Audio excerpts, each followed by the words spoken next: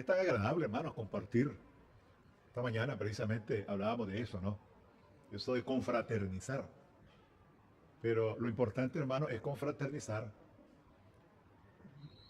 con sinceridad, con franqueza, sin hipocresía y sin mojigatería. Porque tenemos que ser auténticos. Porque Jesús dijo, y yo uso mucho esa expresión, no juzguéis según las apariencias, sino juzgad con justo juicio. Porque las apariencias engañan. Por un lado. Por el otro, hay muchos hermanos que suelen decir, no, es que no hay que juzgar, dicen, hay que juzgar. Hermanos, claro que sí. El problema es que hay que hacerlo bien. Por lo que nos dice el pasaje que acabamos de mencionar. Y también recordemos, hermanos, que el juicio es algo que Dios nos ha dado. Y eso nos ayuda a discriminar, a decir, esto me parece, esto no me parece. El problema es cuando condenamos. Ahí ya son otros 100 córdobas, diríamos. Y aquí serían $100. Cuando condenamos. Hace poco, un hermano de otra iglesia vio a un borracho por ahí y le dice, ve, hay más material, dice, para el infierno. Eso es una barbaridad, eso es una monstruosidad. Expresarse de esa manera. Bueno, por un lado. Por el otro, yo pensé que eso de la sangre de Cristo solo era en Nicaragua, hermano. Se salió el perro, la sangre de Cristo. Se salió el toro, la sangre de Cristo. No, es una barbaridad. La sangre de Cristo no sirve para nada, más que suficiente limpiarnos de todo pecado. En Rivas hubo un negocio, ahí está el negocio, que decía, este negocio es una comidería de una señora evangélica, está cubierto por la sangre de Cristo. Yo me di a la tarea en la radio de decir así insistentemente, ¿lo borraron? ¿Lo borraron? Sí. ¿Cómo no? Los católicos romanos para todos, la sangre de Cristo, la sangre. No, nosotros no podemos decir esa barbaridad para cualquier cosa. No podemos restarle valor suficiente con el que tiene. Primera de Juan 1:7. Suficiente con el que tiene. Bueno, hermano, entonces no vamos a hacer más larga la cosa. El segundo tema de hoy, ahí lo tienen, hermano. Dentro del tema grande, del macro, misión y discipulado, entre crisis y esperanza. Y el tema de hoy es hogar y nueva familia, esperanzas para un tiempo nuevo. Hay ambiciones que son muy buenas, hermano. Muy buenas. Porque algunos dicen no hay que ser ambicioso, pero nosotros sí tenemos que ser ambiciosos en el mejor sentido de la palabra. Y yo creo que aquí precisamente nos encontramos con una de esas ambiciones. Y no solamente con el tema de hoy, sino con todos los temas.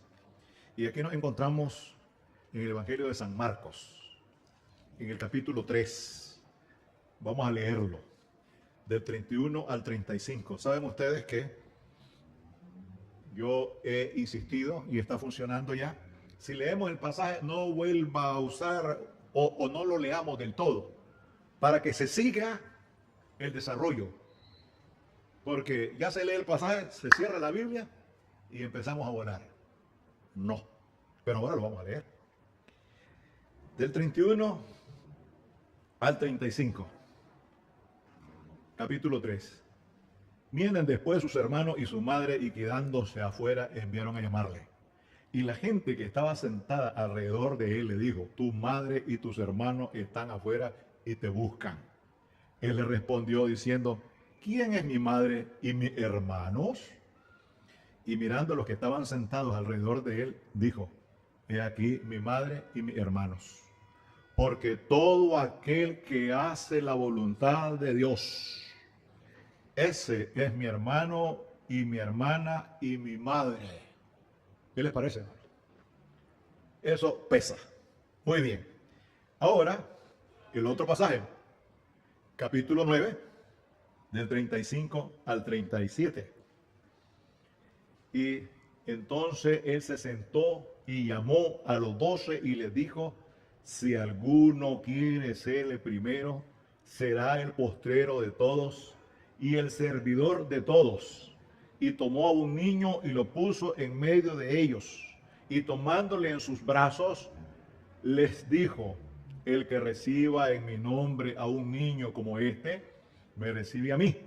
Y el que a mí me recibe, no me recibe a mí, sino al que me envió. Entonces, hermano, ahí tenemos los dos pasajes sugeridos para esta ocasión.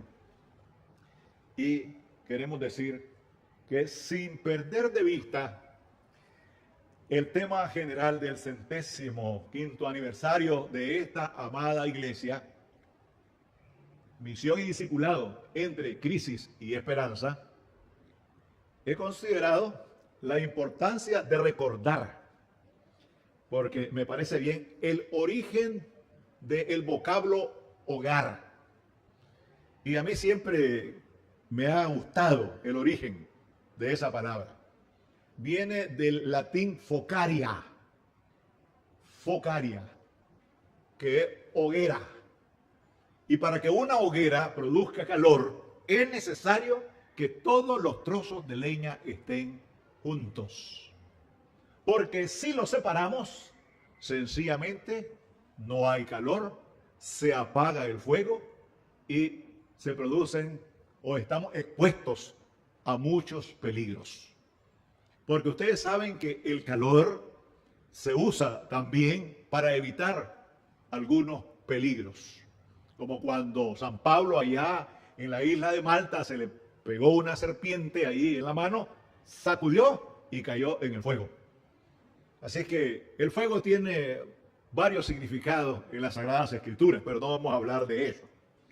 Entonces, esos peligros que se producen cuando no hay ese calor, cuando no hay ese fuego, cuando no existe el hogar, porque podríamos decir que a pesar de la gran deficiencia y también de la escasez de viviendas en nuestra región, pues fíjense que hay muchas viviendas y muy pocos hogares ahora.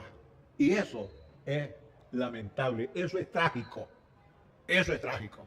Es decir, no hay hoguera, no hay fuego, no hay calor, no hay integración.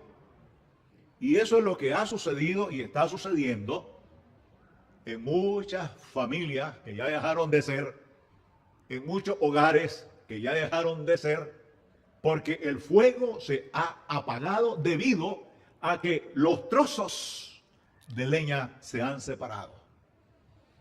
Es decir, hay una especie de diáspora en muchos hogares y por muchas razones, y eso lo estamos viendo ahora con las grandes migraciones que resultan bastante tristes y trágicas para nuestros pueblos. Entonces, hermanos, esos peligros que nos rodean como iglesias provocan una crisis en el desarrollo y la misión, de la misión y del discipulado también. Sin embargo, la iglesia está desafiada. Hermano, eso podríamos decir es la constante en cada una de las reflexiones, desafíos, retos. Está desafiada y sigue desafiada y continuará siendo desafiada. Es un desafío permanente el que tiene la iglesia de Jesucristo hoy en día y siempre. Entonces, la iglesia está desafiada a superar y a procurar, a como dé lugar, la esperanza para darle sentido y pertinencia a la proclamación del reino de Dios en un tiempo nuevo. Difícil porque nosotros, los cristianos, debemos ser como el salmón. El salmón siempre va contra la corriente. Porque si nos acomodamos, la corriente nos arrastra. Y hay muchos cristianos, lamentablemente, que están muy acomodados. Y por eso los vemos que van en la correntada. Y eso es fatal. Eso es triste. Tenemos que resistir. Tenemos, con la ayuda del Señor, vestirnos de la armadura de Dios para no darle lugar a todas esas fuerzas tenebrosas, peligrosas, dañinas, nefastas, nefandas, que nos están haciendo mucho daño. Y debido precisamente a la falta de integración sobre todo cuando somos amantes del figureo. Aquí estoy yo, véanme. Queremos estar en la primera plana, véanme. Y eso es peligroso, hermano, peligroso. Fíjense que hay personas que cuando se produce un natalicio quisieran ser el bebé. Cuando surge ahí una celebración X, quisieran ser el festejado. Cuando hay una boda, quisieran ser el novio. Y cuando hay una vela, quisieran ser el muerto. Eso ha hecho mucho daño y nos sigue haciendo daño en muchas iglesias. Espero que este no sea el caso. Si tomamos muy en serio la figura del fuego, tendremos la fuerza que nos puede brindar el Espíritu Santo para que la nueva familia no sea una utopía, algo que está fuera de lugar, sino una realidad en nuestra sociedad. Imagínense ustedes el gran desafío que tenemos como iglesia. Es que tenemos que ser diferentes, tenemos que ser otra cosa. Aunque nos vean raros o nos digan que somos raros, no importa. Tenemos que ser consecuentes con lo que la palabra del Señor nos dice. Recordemos, hermanos, las palabras convencen, pero los ejemplos arrastran. Así es que busquemos cómo arrastrar en el mejor sentido de la palabra, con nuestro testimonio, con nuestro compromiso.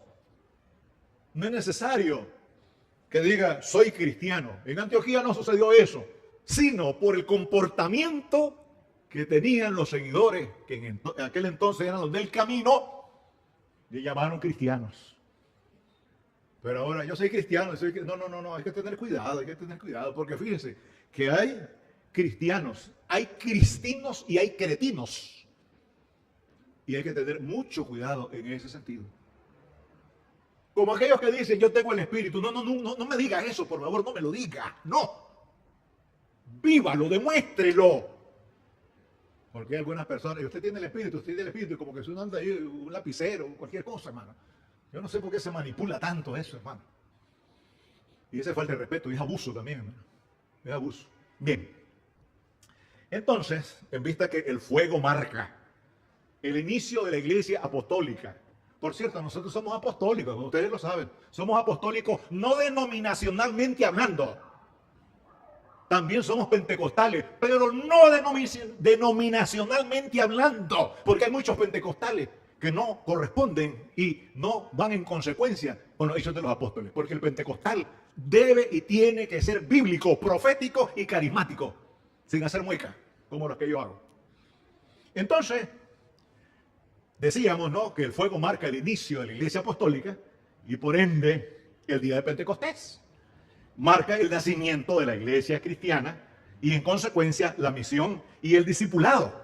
Y podemos darnos cuenta que aquí se producen tres fenómenos relevantes. Primero, el estruendo como de una ráfaga, como, vean, la gramática es fundamental en la interpretación bíblica, que a veces se hace a un lado y eso nos hace mucho daño también, como esa partícula comparativa, como una ráfaga de viento que reveló la presencia del Espíritu Santo. En segundo lugar, las lenguas como de fuego. No es que hubo ahí una hoguera que se desprendió de allá, del éter. No, como de fuego. Que confirmaron el mensaje de Cristo en las distintas lenguas inteligibles, lo que se llama glosolalia. Porque eso de la lengua es otro paquete terrible. Además, lo que sucedió en el Pentecostés se entendía, eran inteligibles, no eran jerigonzas ni galimatías. Porque ustedes posiblemente han escuchado por ahí a algunos o algunas que dicen hablar en lenguas. Saben que cuando sucede eso yo doy la vuelta porque no quiero pecar. Doy la vuelta, me voy, me aparto, porque me agita que estén diciendo cualquier cosa que no tiene ningún sentido. Y ustedes saben que toda la gente que estaba ahí entendieron el mensaje, lo entendieron, en su propio idioma. Eso es maravilloso, hermano. Es maravilloso. Pero bueno, ese otro paquete bastante serio y triste también. Y en tercer lugar, el símbolo del fuego mismo tipificó el santo fervor y la proclamación del mensaje divino. De todo esto podemos llegar a la conclusión, podemos colegir que el poder es para la misión, lo decíamos ahora. El poder es para la misión. Mucha gente habla de poder. Señor, dame poder. Señor, dame poder. ¿Poder para estar apoltronado en la banca? ¡No! El poder es para la misión. La misión, el discipulado que el Señor nos ha encargado a cada uno de nosotros y que debemos ser responsables. Esa palabra viene de responder. ¿Qué tanto estamos respondiendo nosotros a las demandas, a las exigencias del reino del Señor en esta tierra? Bien. Si la familia es el fundamento de la sociedad, convendría revisar la calidad de ese fundamento, porque eso nos permitirá como iglesia procesar con claridad la calidad de sociedad en que se encuentra inmersa, sumergida la iglesia. Hay un refrán popular que dice, de tal palo, tal astilla. Nosotros podríamos formularlo de otra manera. De tal familia, tal sociedad. Y como la familia está desintegrada, la sociedad está desintegrada, y la iglesia no es la excepción. Aquí nos desintegramos también. A veces hasta por soberbia, por intereses personales. Y eso es grave, hermanos. Sobre todo cuando nosotros somos agentes de división, de separación. El que conmigo no recoge, desparrama. Y eso de las divisiones, hermanos, es sumamente peligroso. Eso de dividir el cuerpo de Cristo, hermano, sumamente peligroso. Qué triste cuando hay pastores por ahí, porque eso se da en Nicaragua también. Que de esos que surgen ahí de repente, o tal vez puede ser hasta el oficial. Pero él quiere formar su propia iglesia, no la de Jesucristo. Y se lleva a su gente. Qué feo que es eso, ¿eh? Se lleva a su gente. Entonces, estos hermanos, hermanas, no siguen a Cristo, sino que siguen al pastor. Y también eso es grave. Eso es grave. El deterioro de nuestra sociedad tiene su origen básicamente en la fragilidad de la familia, y esa fragilidad se debe a la pérdida de valores cristianos, a la ausencia de Cristo en el hogar y a la falta de frutos del Espíritu. Eso es lo que se necesita, que se eche de ver, que se note en nosotros que están los frutos del Espíritu.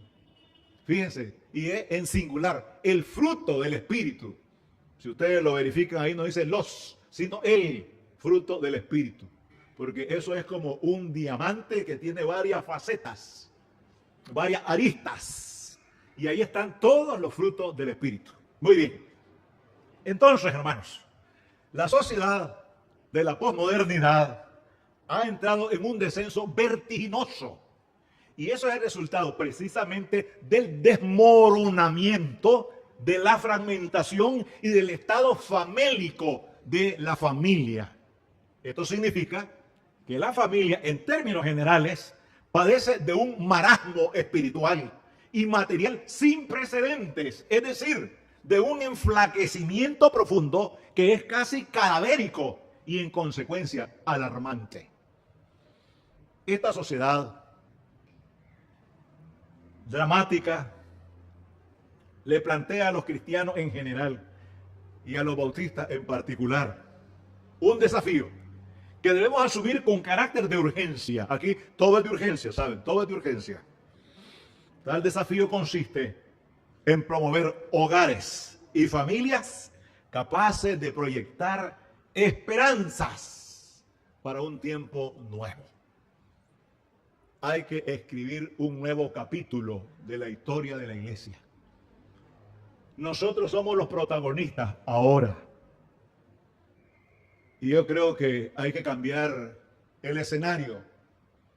El escenario de la crisis, de la tristeza, del dolor, cambiarlo por un escenario de esperanza, de consuelo, de confianza, de tolerancia, de respeto, que es lo que nos falta en Nicaragua. No queremos perdonarnos. Y eso es grave también, grave. Y lo decimos insistentemente. Viene la pregunta. ¿Somos parte de la familia de Dios? Aquí viene a mi memoria algo en lo que yo insisto con frecuencia y que, por cierto, no sé si se lo he referido. En un servicio mortuorio, yo dije que no todos somos hijos de Dios. Una viejita por allá, no de la iglesia, ustedes saben que llega a todo mundo, dice lo que dijo el ingrato aquel que pasó gritando por la calle.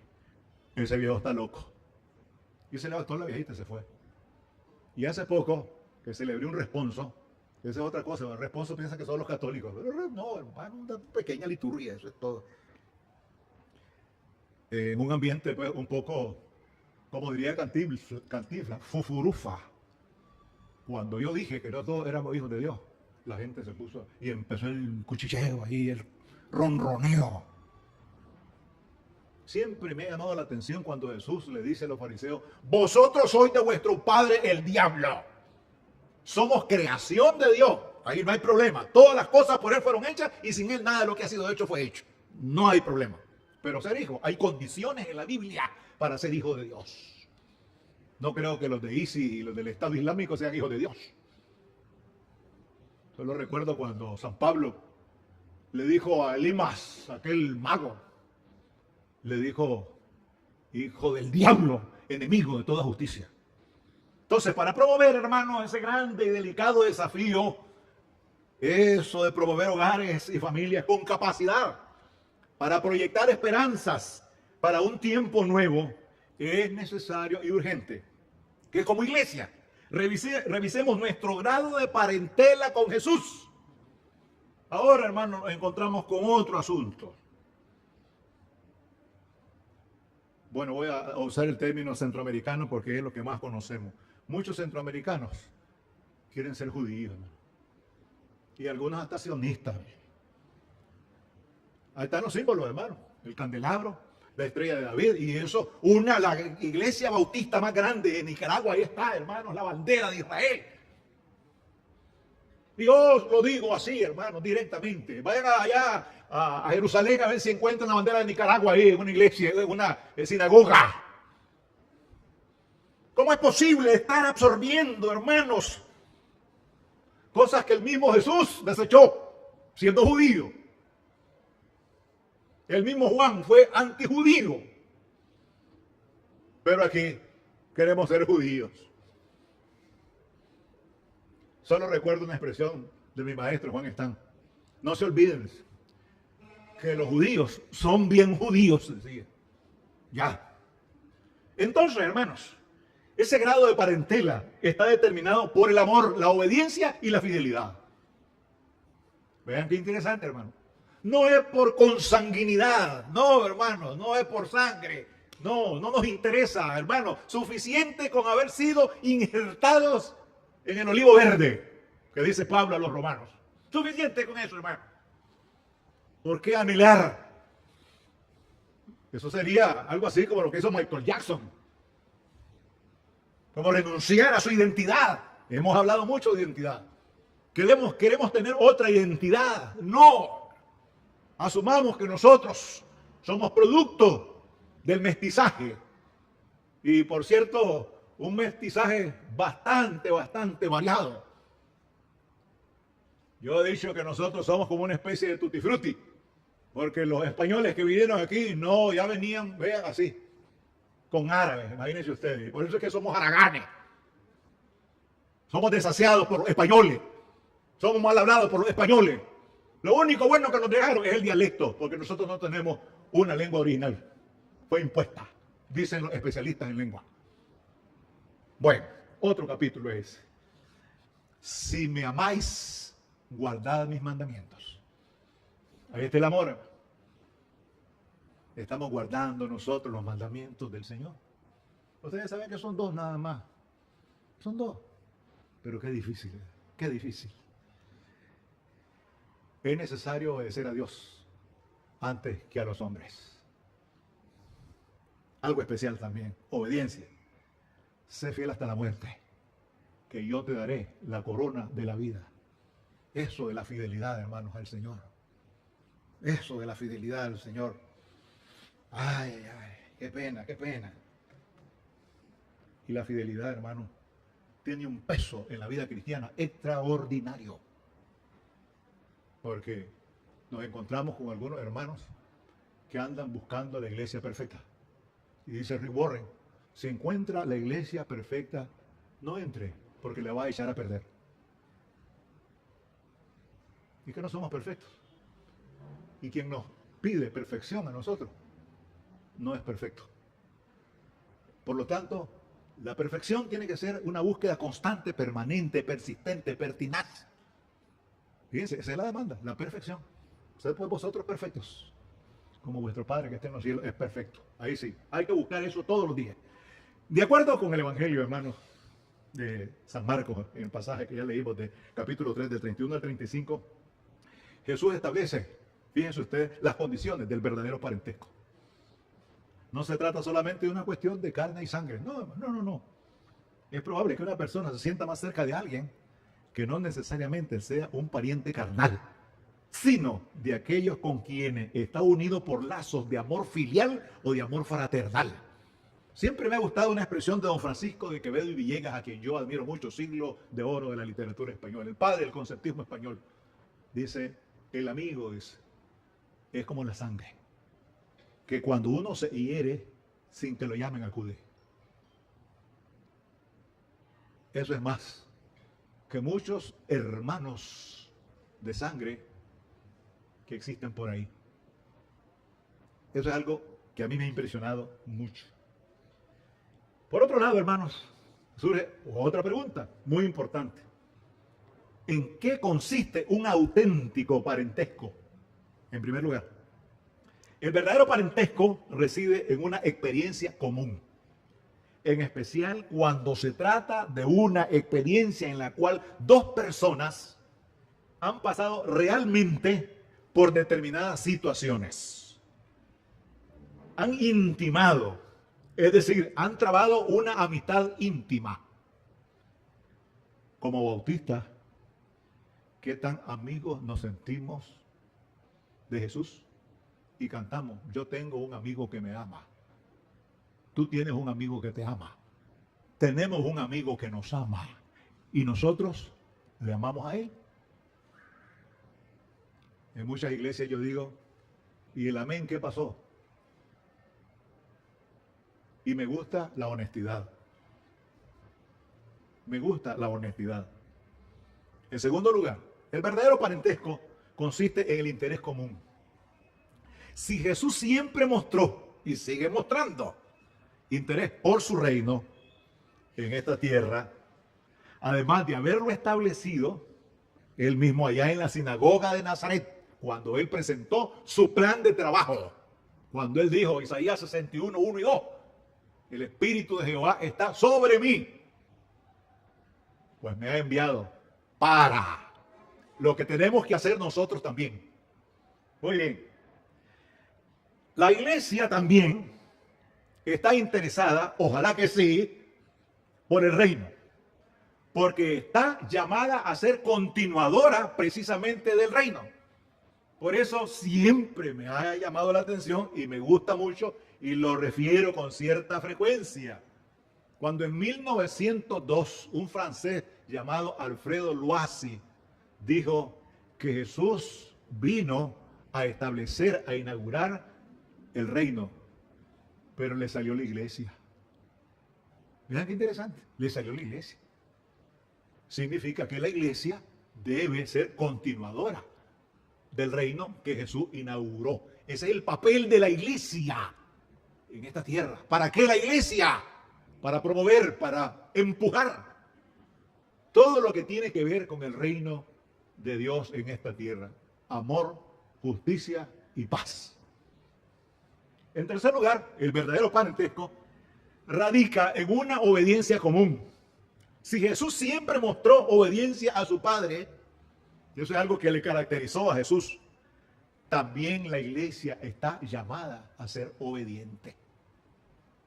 ¿Por qué las cosas andan mal muchas veces en algunas iglesias? Porque sencillamente no estamos obedeciendo a lo que la palabra del Señor nos enseña. El libro de Deuteronomio yo lo llamo el libro de la obediencia. Ahí hay obediencia por todos lados.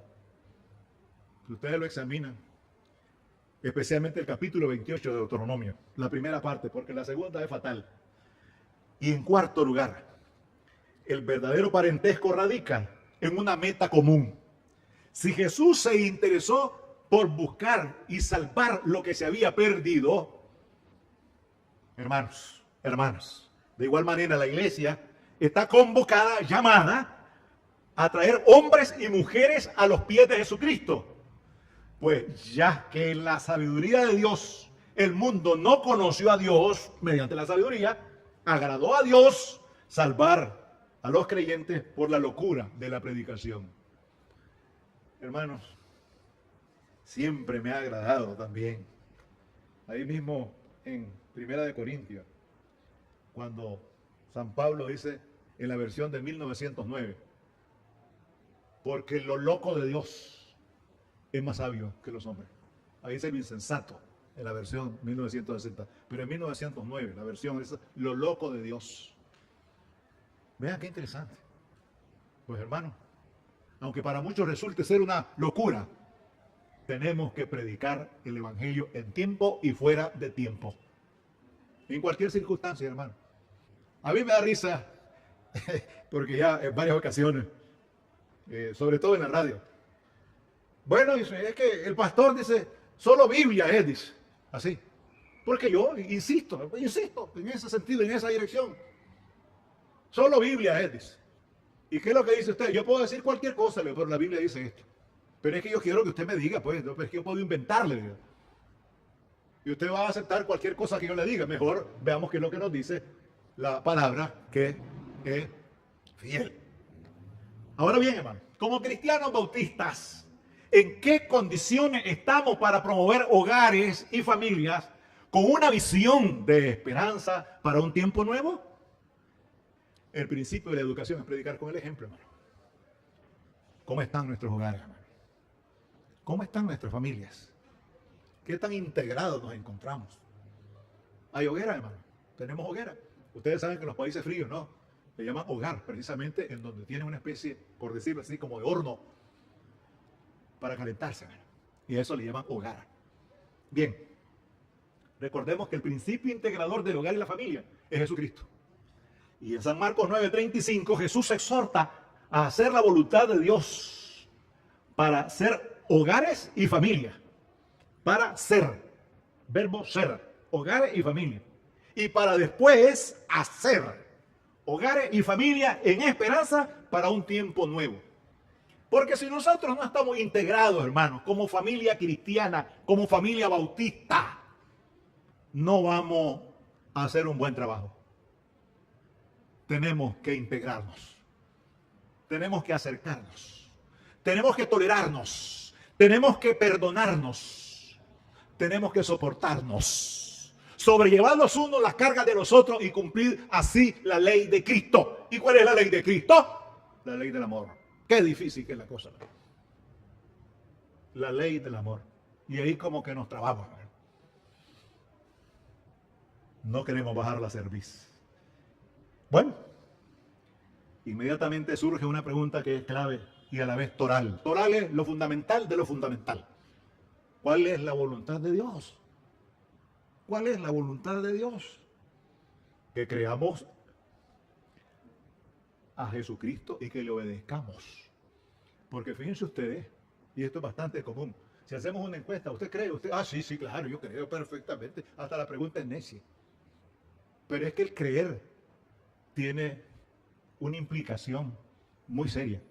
Porque los demonios creen y tiemblan. Y a veces los demonios nos superan a nosotros. Vean, qué tristeza. Y la implicación que tiene el creer es obedecer. Cumple a nuestro deber. Si queréis ser felices, debéis obedecer. De la vieja guardia ese himno, ¿verdad? Muy bien. Todavía me funciona el disco duro, porque a veces se traba. La otra cosa es que no nos conformemos a este siglo. Que seamos transformados por medio de la renovación de nuestro entendimiento. Por eso decimos, hermanos, no podemos, el cristiano tiene que ser un eterno inconforme.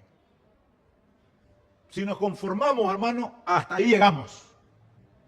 No podemos conformarnos para nada. Eso significa que en la medida que vamos avanzando y que van surgiendo los desafíos, los problemas, los obstáculos, con la ayuda del Señor tenemos que irlo superando para poder llegar a la meta. Y no es que lo haya alcanzado ya, dice San Pablo, sino que prosigo. A mí me encanta ese pasaje, hermano, prosigo. Solo recuerdo un señor en una reunión de pastores que dijo, yo hago todo menos pecarles.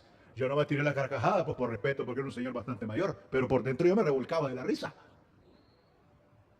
Imagínense, San Juan le sale el camino, hermano, la primera de Juan, le sale el camino. El problema es que pequemos deliberadamente. Esto es pecado, pero yo lo voy a hacer. Una vez al año, no hace años. Para adelante. No, hermano, jamás. El hombre y la mujer sabemos que para cumplir la voluntad de Dios, Él mismo opera el querer y el hacer. Filipenses 2:3. En tercer lugar, ¿cómo debe asumir la iglesia el reto de promover hogares y familias en esperanza para un tiempo nuevo? Partiendo de lo que dice Jesús en San Marcos 39, 35, 37, debemos estar convencidos que Jesús sustituyó la ambición de gobernar por la ambición de servir. ¿Cómo estamos ahí? Decíamos, hermanos, esta mañana, los tres ejes fundamentales del ministerio de Jesús. Eso está en Mateo 4:23 y Mateo 9:35. Y está en gerundio, que eso es lo mejor. Está en gerundio. Enseñando, predicando y sanando. Eso tenemos que hacerlo nosotros también. Tenemos que hacerlo nosotros. Esa es la demanda, hermano. Esa es la demanda.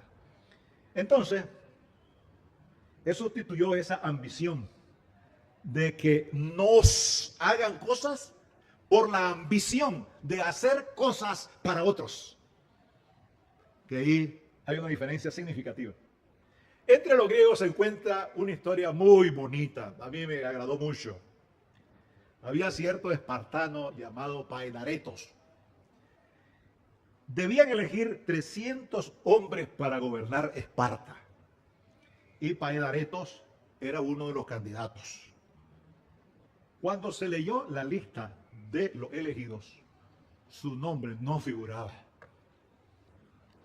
Un amigo le dijo, siento mucho que no fuera elegido. La gente debería saber que hubiera sido un funcionario sabio. Paedaretos respondió, me alegro que en Esparta haya 300 hombres mejores que yo. ¿Cuántos hermanos son mejores que cada uno de nosotros? Qué difícil que es eso, ¿verdad? Siempre estamos buscando la competencia. Siempre estamos buscando el figureo, como se dice en Nicaragua.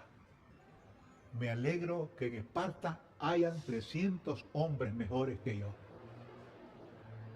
Eso es bello.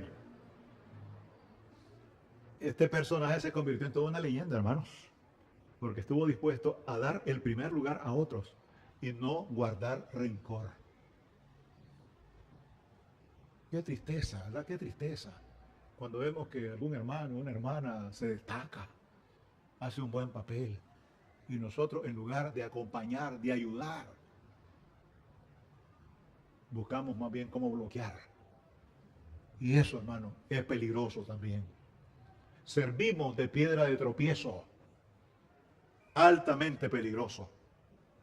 Cuando Jesús habló de la suprema grandeza y valor del hombre, cuya ambición es servir, estableció una de las mayores verdades prácticas del mundo.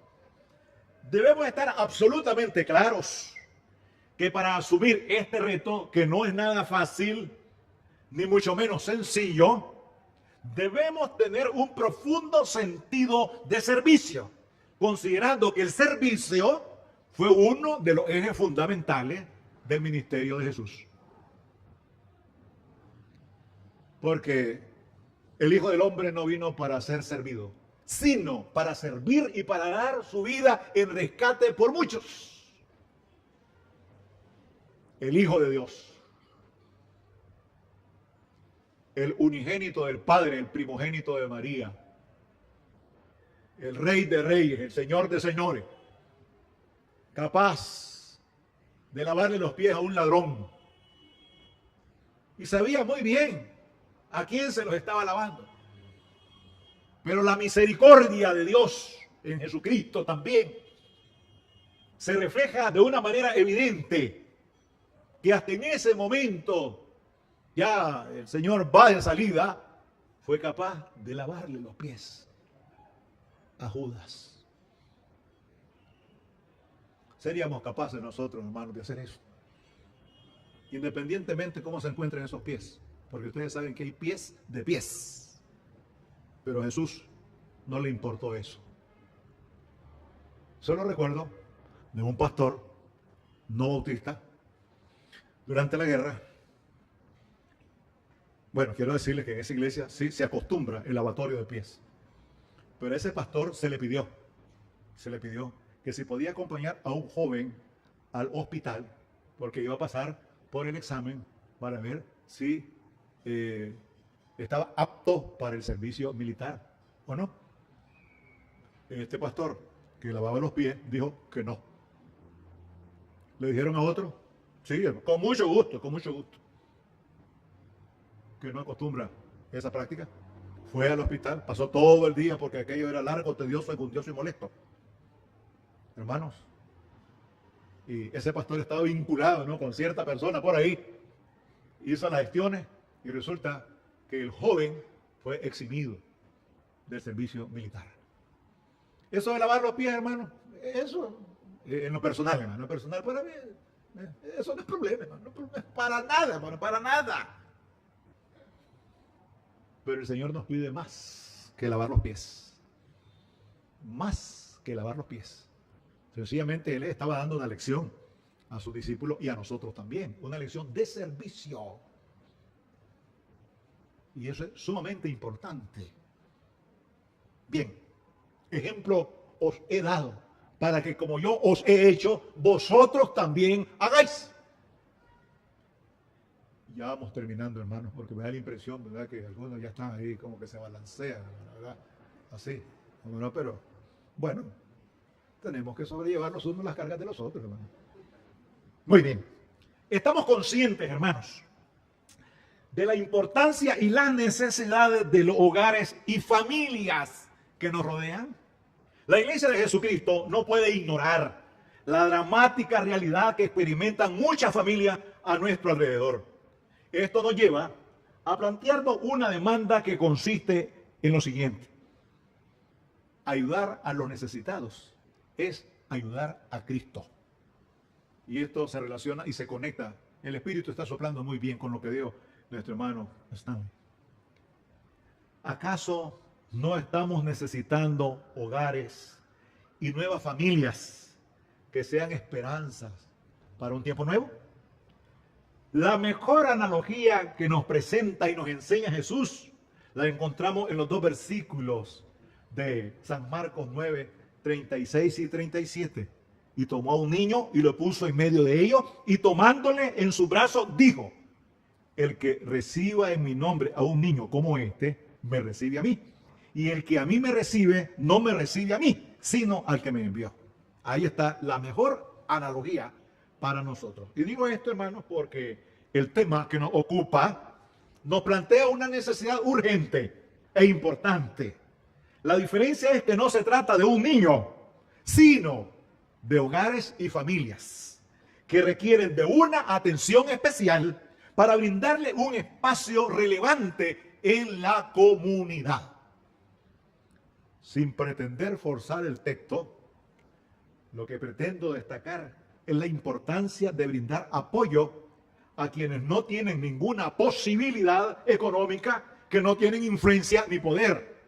Lo fundamental de todo esto es que Jesús nos dice aquí que debemos buscar y respaldar a aquellos que no pueden hacer cosas por nosotros, sino aquellos por quienes nosotros podemos hacer algo, porque al hacerlo buscamos la compañía de Él mismo, del Señor. Y respondiendo el rey le dirá: de cierto os digo que en cuanto lo hicisteis a uno de estos mis hermanos más pequeños, a mí lo hicisteis. Vean ustedes, hermanos, cómo es el asunto. El Señor no se queda con nada. No se queda con nada. ¿Cómo concebir hogar y familia? Esperanza para un tiempo nuevo. Considerando que la esperanza es la segunda de las 3 virtudes teologales que aparecen en 1 Corintios 13:13, los cristianos bautistas debemos estar muy conscientes que la esperanza no se vive en el éter, en el espacio sideral, sino en un mundo real y concreto, en una sociedad en donde a lo malo le dicen bueno y a lo bueno malo. Isaías 5:20a. Ante esta triste y dramática realidad, los cristianos estamos desafiados, una vez más, a hacer luz en medio de las tinieblas. No sigamos maldiciendo las tinieblas, encendamos una luz. Esto nos permite impulsar la esperanza para un tiempo nuevo. Una vez más, vuelve a saltar el tema central de esta jornada de aniversario: misión y discipulado, entre crisis y esperanza. Si entendemos por esperanza confianza que se tiene de recibir una cosa, inmediatamente la relacionamos con la segunda de las 3 virtudes teologales que encontramos, como decía, en 1 Corintios 13:13, y que está íntimamente ligada a la primera, es decir, la fe.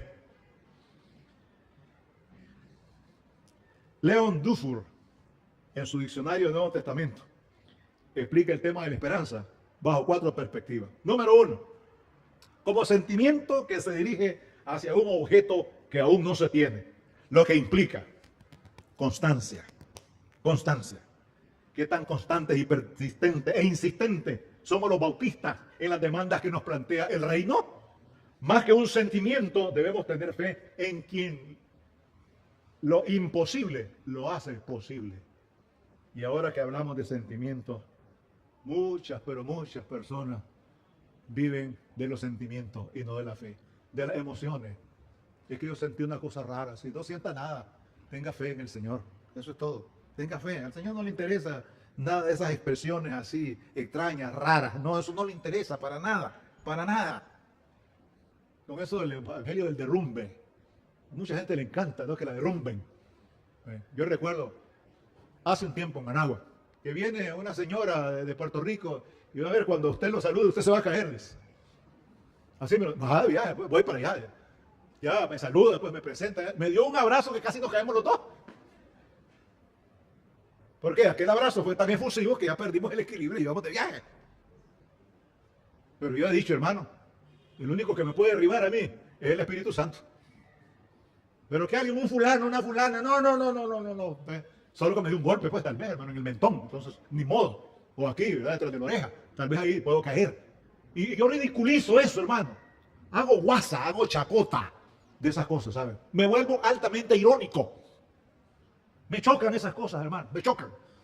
Eso no es bíblico, no es evangélico, no es teológico, no es racional, no es nada, no es nada. Como actitud subjetiva, hermanos. La esperanza no es una espera ansiosa como la que tienen los paganos. Está asegurada gracias a la fe, que constituye su sustancia y le confiere firmeza frente a la muerte. ¿Cómo está nuestra fe, hermano? Recordemos que no se puede ni se debe tener fe en nada ni en nadie. Óigase bien, la fe está referida única y exclusivamente a Dios. Es una blasfemia que nosotros digamos, yo le tengo fe al médico tal. Eso es una barbaridad, hermano. No volvamos a decir semejante adefesio. Repetimos, la fe, como es una virtud teologal, está referida única y exclusivamente a Dios. Podemos tener confianza. La confianza es relativa, la fe es absoluta. Eso es todo. Así de sencillo. Muy bien. Entonces, recordemos que sin fe es imposible agradar a Dios. Entonces, sin fe tampoco podemos anhelar un tiempo nuevo. Tampoco, hermano. En tercer lugar, objetivamente, la esperanza viva versa sobre la salvación, la resurrección, la vida eterna, la visión de Dios y su gloria. Vean qué interesante lo que dice este señor. ¿Acaso todas las dádivas del cielo que nos sustentan espiritualmente en la tierra no nos ayudan a reflexionar sobre un tiempo nuevo? Como dice Hechos de los Apóstoles, vendrán tiempos de refrigerio. De refrigerio. Esa es la esperanza. En cuarto lugar, la espera algunas veces puede equivaler a la esperanza en razón del contexto. Por ejemplo, la espera del Mesías, del reino de Dios, de los nuevos cielos y nueva tierra. Esa es otra espera también. Tenemos la esperanza de lograr ese tiempo nuevo que tanto anhelamos los cristianos como resultado de la misión y del discipulado entre la crisis y la esperanza. Ahora sí, hermano, ya terminamos.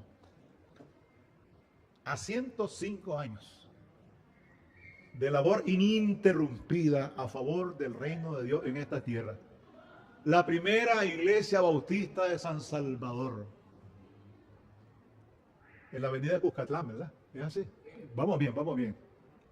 Está llamada a continuar con denuedo su gran tarea evangelizadora, procurando una sociedad con esperanza en medio de la crisis.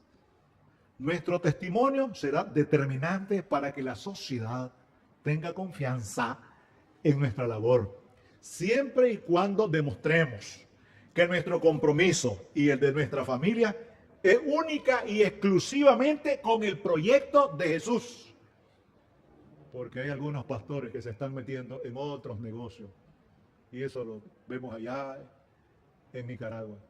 Y les decía ahora a los hermanos que el primer opositor a esos pastores que son candidatos a ciertos partidos, aquí lo tienen. Y lo digo en la radio, en la televisión, en todas partes. Ojalá que no llegue nunca. Así, nunca.